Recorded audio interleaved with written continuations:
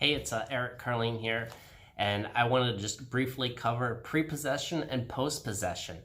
If you don't want to watch the whole video and just want the quick, short answer, no, don't do it. There's a heck of a lot of risk, and as a real estate professional, I'm always going to say no. There's way too much liability and gray areas, and let's not get involved because there is so much risk.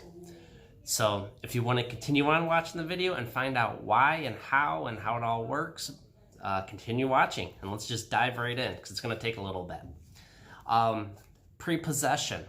So in other words, if you are a buyer and you want to move into the seller's home as soon as possible, because we'll say you have a lease and the lease is up and you need a place to live and you don't want to do an Airbnb, you ask for prepossession, which is fine. We do have the paperwork to do it, but as again, we will always advise you not to do it.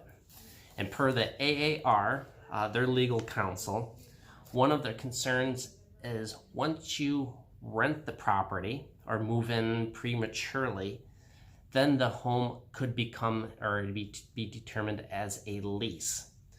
And what would happen is, we'll say the home is ready for you to move into, you move into it, we'll just say the plumbing breaks. Then who's responsible for it? Since you've already moved in, you as the buyer, let's say, should be responsible for it.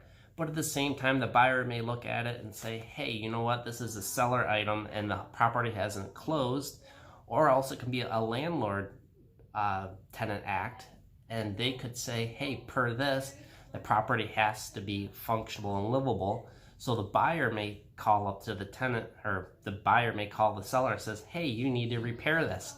And the seller is going to say, no, everything's been working fine. And that is one of the issues that we have.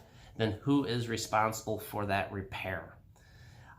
That's a whole gray area, and that's kind of why we stay as a real estate professional and we say, hey, we want to stay out of this. We don't want to avoid any of these legalities. As doing the post-possession, you know what? Something kind of could happen the same way. If you currently own the property and if you close because you're looking for a place to live and the plumbing breaks, who is responsible for it?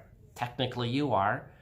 But you know what? If it's an outrageous cost, you may say, hey, you know what? I'm sorry, it's not my property anymore and I'm under a lease.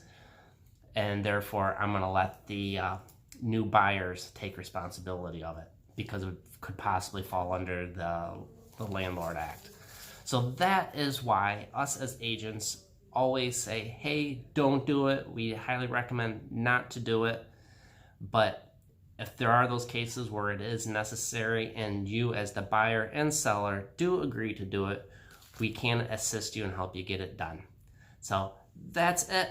If you have any more questions or things that are prodding you that you don't know or need answers to, give me a call. So 602-492-2897. Thanks a lot and have a great day.